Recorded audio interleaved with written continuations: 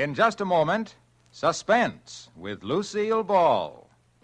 Hi, Harlow. Well, look who's here. Say, it's mighty nice of you to be sitting around all week just to hear me tell more about Autolite. Oh, I haven't been waiting around all week. Why, I was way up in Oregon. Oh, that's swell. That's swell. Hey, Hap, do you know the real story about Autolite Stay-Full batteries? Well, sure, I know the real story about Autolite Stay-Full batteries. Need to water only 3 times a year in normal car use? What a battery. Stay full, that is. Why, by Cornelius, an Autolite Stay-Full battery has more liquid reserve than a centipede has legs, than an ocean has waves, than a rabbit has, well, rabbits.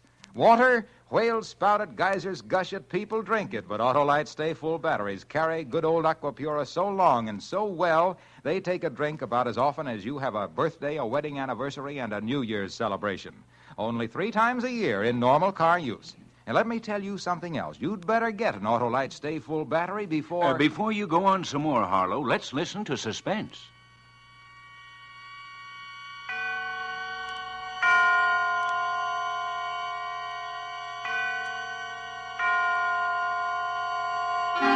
Suspense.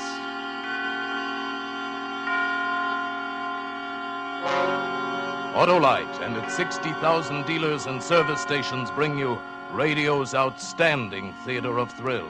Starring tonight, Miss Lucille Ball in Anton Leader's production of A Little Piece of Rope. A tale well calculated to keep you in suspense.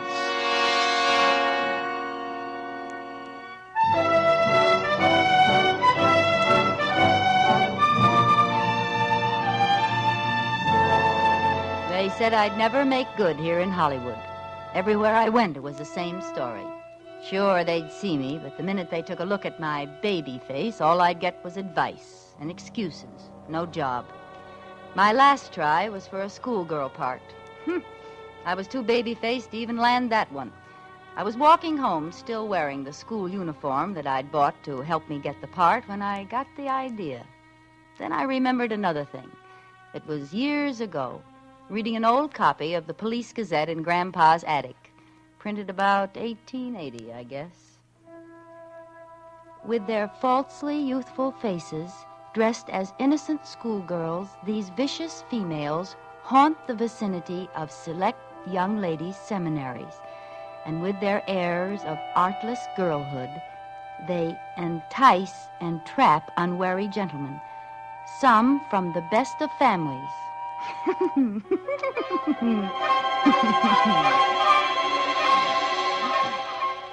It was funny then. But now, well, those gals were suckers. I take the exclusive gents for all they've got and give absolutely nothing. That's how I made good in Hollywood, up to $1,000 a month good. I just take a little walk.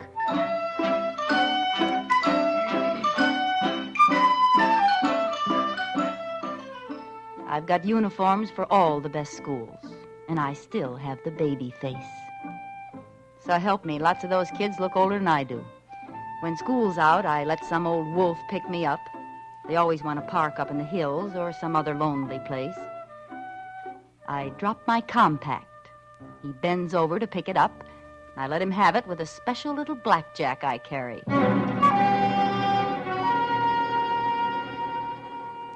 Then I leave, taking their wallets and any letters I find. You'd be surprised at some of the letters some of them do have. Makes a dandy bank balance now and then. Them? Remember, I pick 'em old enough to have families, dignified jobs. Would they want to admit to chasing Bobby Soxers? They never squawk. My landlady thinks I'm the ideal tenant. Oh, she's no trouble at all, the poor little thing. Infantile, you know. Has to take long walks every day and rest the rest of the time. Never any fun or dates like other pretty girls. Well, lucky she can afford it, I say. Be a county ward otherwise. And so sweet and quiet, uncomplaining, poor little soul. Yes, Mrs. Tilford is a swell character witness. Of course, I always wear a coat over those uniforms near home, and I keep them locked up just in case she snoops. Yes, I've got a nice career in Hollywood. That is, I did have until last month. You going out in this cold, Isabelle? Oh, this is a good heavy coat. Well, don't you overdo now. These walks are just what the doctor ordered. Anyway, you sure look healthy enough. Oh, thank heaven for that. Anything I can pick up for you on the way back? Oh, no, thanks, dearie. I got everything done. Goodbye now. Bye.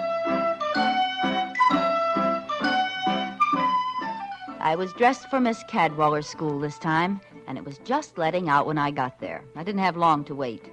You know, you get so you can tell by the way the cars move along the street if the guy's on the prowl. This one was driving a big black coupe, and he was a little younger than I liked, about 40, but you can't be too fussy. I stepped off the curb, pretending to look for a bus. Waiting for the bus? Why, yes, I am. Which one? The Bel Air bus. Oh, I say, that's a shame. Why? I just passed it back there. Broken axle. Oh, You know, I think I've seen you passing my house. What street do you live on? Cameron. Oh, sure. I'm just over on Benda. Hop in, I'll take you home. Well, you're a neighbor. I guess it's... Gee, thanks, Mr. Rice. Alex Rice. Insurance. How do you do?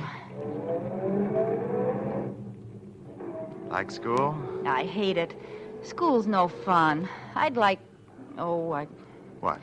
Oh, excitement. Danger. I suppose you think I'm pretty silly. No. No, I think you're the kind of girl who'll get excitement and danger. Really? Yes, really.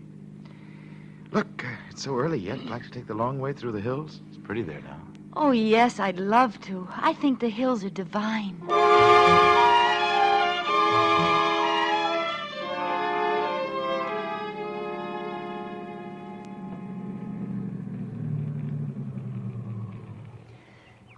Oh, isn't it just out of this world? Yes. Yes, indeed. Oh, What's the initial on your bag for? the initial? Yeah. Irma? Oh. Inez?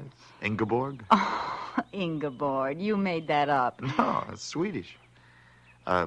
Imogene? No, Irene. Irene Taylor. A pretty name for a pretty girl. I'll bet. You have beautiful hair and eyes and a beautiful throat.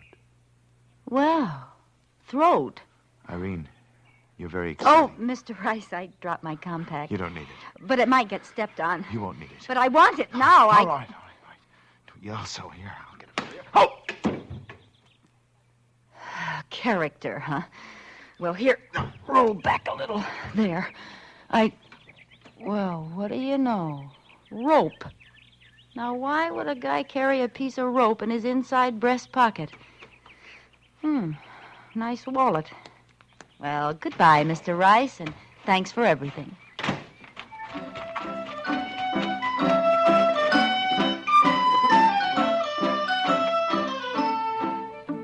Back home, I showered and changed and settled down to see what was in this wallet worth keeping. Only about $50. What made it so thick was a lot of newspaper clippings.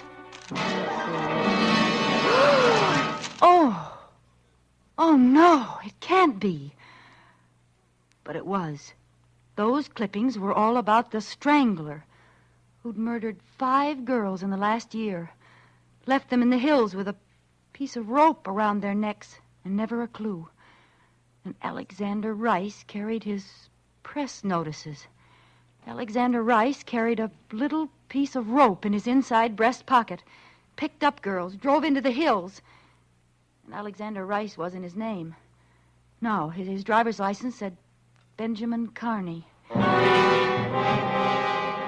I had picked up and slugged the strangler. My latest sucker was the most dangerous man in the country.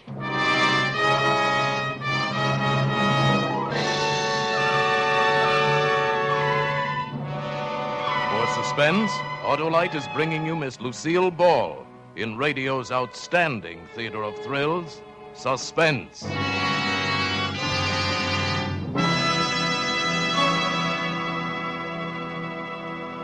Say there, neighbor. I didn't get going very well on those Autolite Stay Full batteries. Now, look here, Harlow Wilcox. Never mind. I'm right back in there pitching. Gee, if I could only tell you about every one of those 400 Autolite automotive, aviation, and marine products. Well, that takes real breath, lots of breath.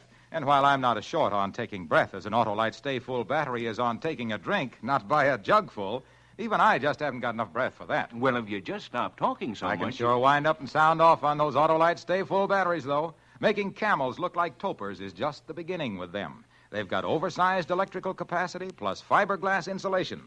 You know what that means, my friend? Well, sure, I know what that means. It means you should find out for yourself how long these batteries are bound to live. You'd have to hibernate like Rip Van Winkle. I guess you could at that if you had an Autolite Stay Full battery in your car. I've got an Autolite. Why, the way those Autolite engineers designed that Autolite Stay Full battery is so darned ingenious by Cornelius that you could pay as little attention to your Autolite Stay Full battery as Rip Van Winkle did to old Father Time. Go down to your Autolite dealer and get one right away. There's no better buy in batteries, my boy, because no better batteries be behind the byline of Barlow Bilcox. Now, look, Wilcox. Oh, you got bees in my bonnet now. If you'll only pipe down, we'll hear some more of Suspense. And now, Autolite brings back to a Hollywood soundstage Miss Lucille Ball as Isabelle in A Little Piece of Rope. A tale well calculated to keep you in suspense.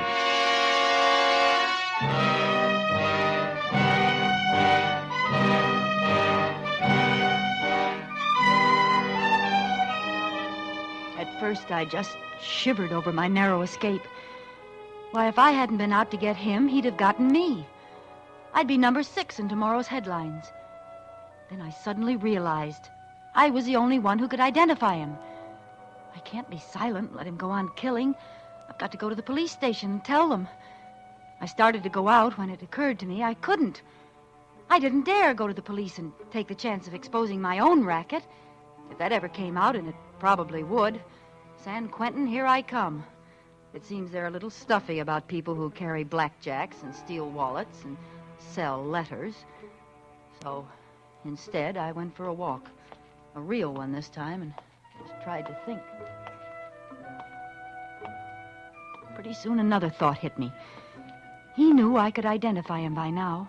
The Strangler was no fool.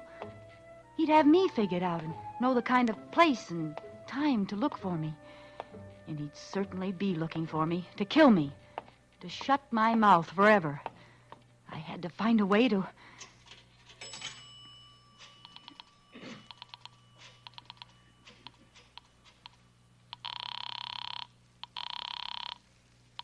City desk, Thompson. I know who the Strangler is. Who's this? I can't tell you that. Oh, I see. Well, what can you tell me? You know his name? Benjamin Carney. Carney? Carney, 1156A, Boydell Street. Yeah, description? About 40, 5'9" or 10, 160 pounds, dark hair, eyes, skin, even features. Not ugly, not handsome. Drives a big black coupe, late model. Got it. Any identifying marks? Mustache? No, nothing. And how do you know this guy's the Strangler? I just know. Goodbye. Hey, wait a minute. So you can trace the call?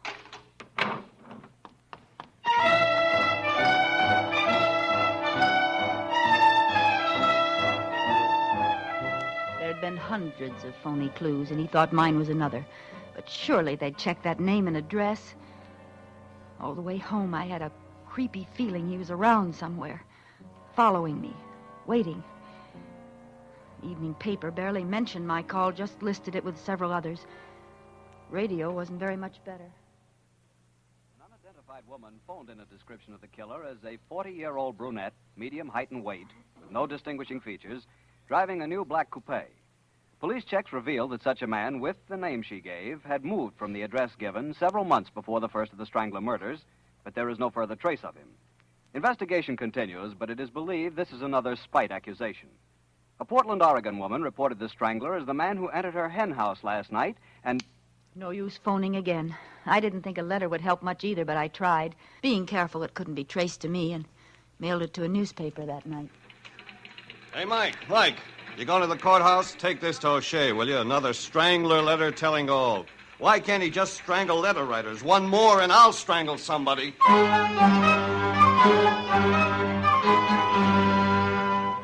Another failure. The letter wasn't even printed. I was getting jumpy from being cooped up like a prisoner. What if he couldn't find me as long as I stayed home? I was losing money every day I didn't pull my act. I I could leave town, but why should I give up this good thing, my perfect setup? I've been doing fine. In another year, I could quit the racket, make friends, invest my money, maybe even get married. But now this had happened. I'd never be safe, not as long as we both lived. I finally faced it. I have to find him and kill him.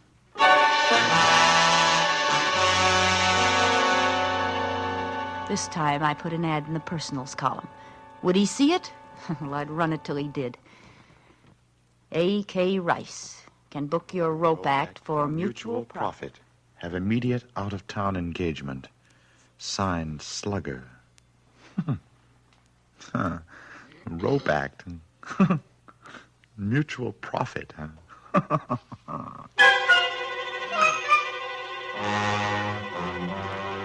I knew that would get him because it sounded like blackmail. And by pretending to fall for a shakedown, he'd hope to get close enough to kill me. Only it was going to be the other way around. And so our strange correspondence began. He answered right away. Slugger, interested in offers. Send details, Box 047M298, Rice. I had him hooked. I didn't lose any time writing.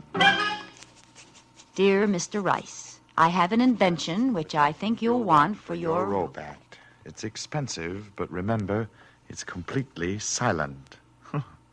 And yours exclusively if we agree on terms. Signed, Slugger. Mm-hmm. Completely silent. It's delicious. And expensive. Yes, indeed.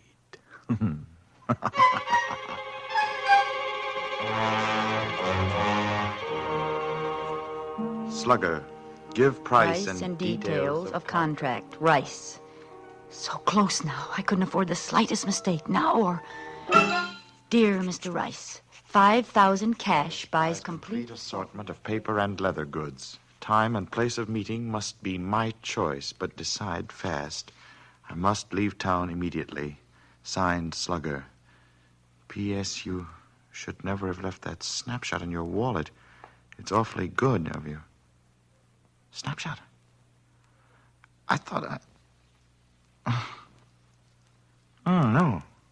I didn't burn it. So, the little lady's in a jam. Needs money to hide out. And I can help her make her getaway? Oh, I can indeed.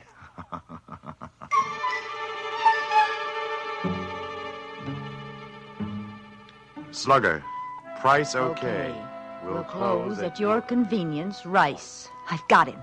My plan was as foolproof as I could make it.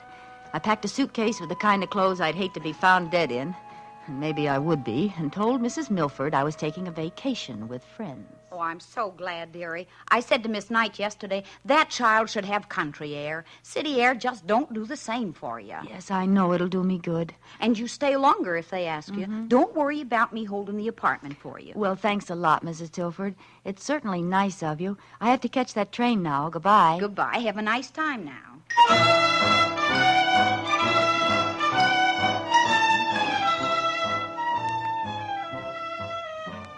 I took those awful clothes to the bus depot, changed, washed, and let the soap dry on my face till it was white and shiny and 10 years older.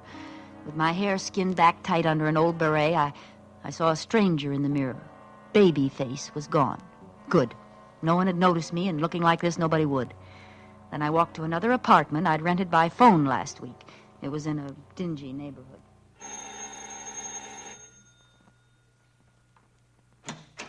I'm Miss Sproat.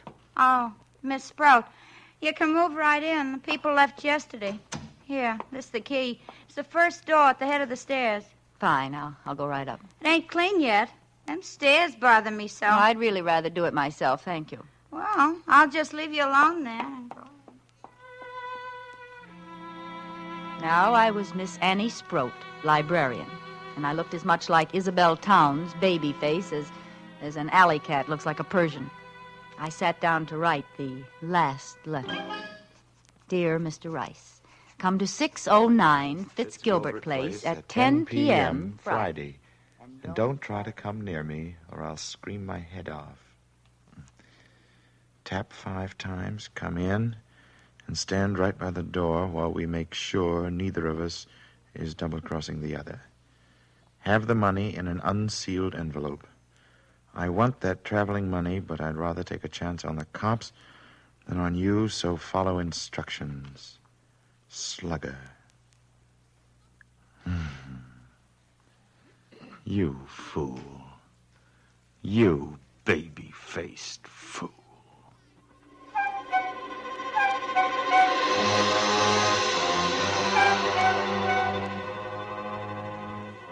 He'd have to make sure the layout was right before he'd dare attack me. And the more precautions I took, the more he'd believe I was on the level. Near the door where he'd stand, I put a chest with a lamp on it. That was my booby trap, that lamp. The room was so dimly lit, he'd have to light my lamp to look at the wallet. And when he pulled the light chain, he'd shoot himself. I had a gun fixed where the bulb should be, and the chain pulled the trigger. It was set to get him in the chest. Heart, if I was lucky. Dead or not, I'd leave him there for the cops, with his wallet and clippings. Pretty cute, huh? And I'd skip out the back way with all that beautiful money, go to the depot, become Isabelle Town again, safe and free.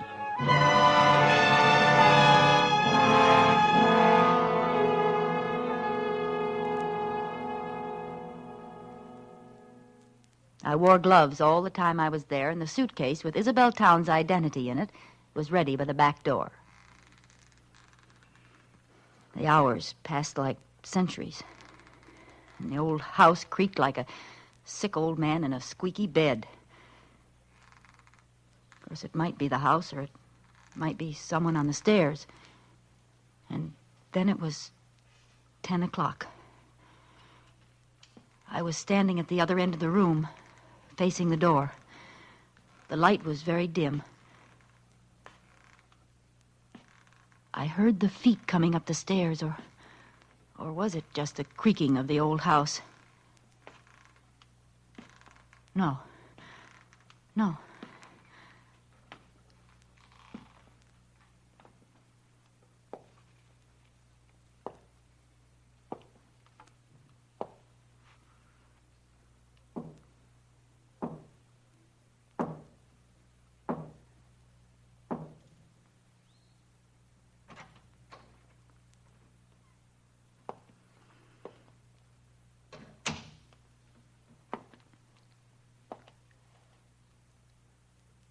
Good evening, Slugger.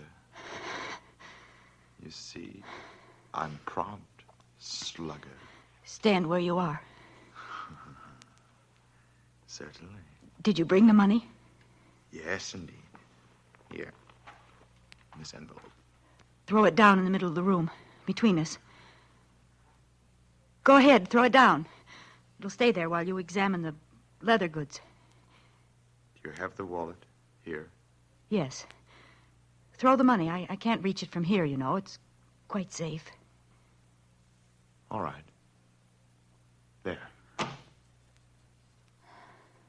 wallet. Where is it? On that chest beside you, by the lamp. Oh. Yes. Well, thanks, Slugger. Aren't you going to look to see that everything's there? Why should I? I trust you. So long, babyface. See you around. He's gotten away, alive. He must have guessed I'd done something to the lamp, so he was still alive and still dangerous. But at least I had the money, the $5,000. I picked up the envelope and opened it. There was nothing in it but pieces of newspaper cut to the size of bills. Why, you dirty cheat! I ran to the door and opened it. I looked out, but he wasn't in sight. Maybe I could catch him before he got out of the house. Oh, you won't get away with this. I stepped into the hall, and before I could turn, I felt the rope around my neck. His hands were pulling it tight. Oh, baby. I told you I'd see you around. Didn't I?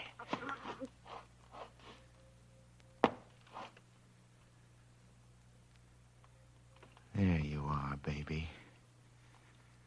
You're paid off in full. Now, we'll just go back inside.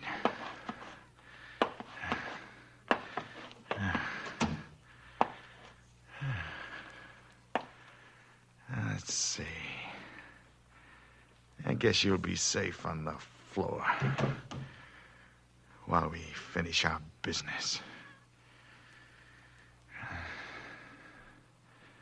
Now, I'll take a look at that wallet, baby. You might have held out some of those clippings. I'll just turn on this light. Ah!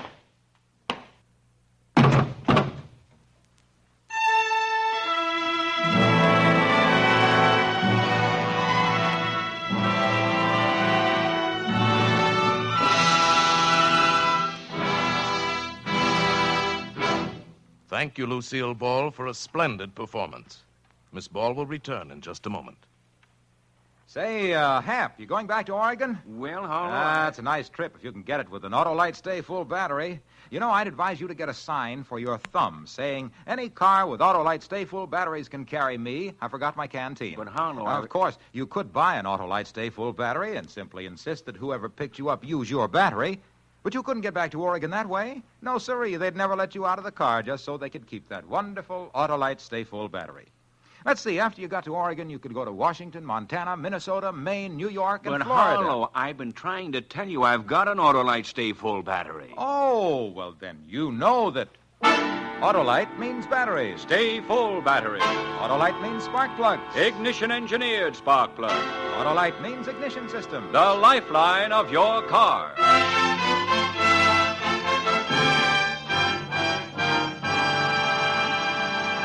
And now here again is Miss Lucille Ball. It's always a great pleasure to appear on Suspense, especially when the part is so unusual and exciting. That's right, Miss Ball. The part of Isabelle tonight was very different from your regular radio role on My Favorite Husband. Plug? Why not? Why not? Something like, listen to Lucille Ball as Liz Cougat on My Favorite Husband every Saturday night. Over your favorite CBS station. All right? Wonderful.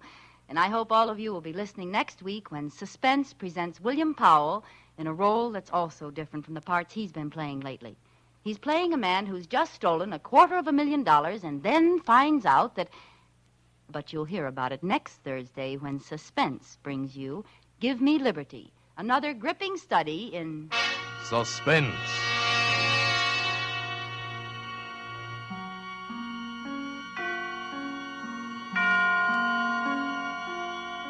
Lucille Ball may soon be seen in the Paramount production Sorrowful Jones. Barry Kroger was heard tonight in the part of the Strangler. Tonight's suspense play was written by Virginia Cross, with music composed by Lucian Moraweck and conducted by Lud Gluskin. The entire production was under the direction of Anton M. Leader. In the coming weeks, Suspense will present such stars as John Garfield, Margaret O'Brien, Sidney Greenstreet, Agnes Moorehead, Edmund O'Brien, and many others. Make it a point to listen each Thursday to Suspense, radio's outstanding theater of thrills. And next Thursday, same time, hear William Powell in Give Me Liberty.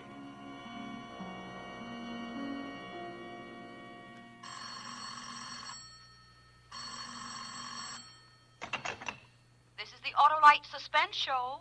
Here's your party, Miss Ball. We should all support our local community chest in their drives for funds. Money is badly needed for aid to the handicapped, child care, hospitals, clinics, and a host of other humanitarian services. Subscribe to your local community chest. Everybody benefits, everybody gives. Thank you. This is CBS, the Columbia Broadcasting System.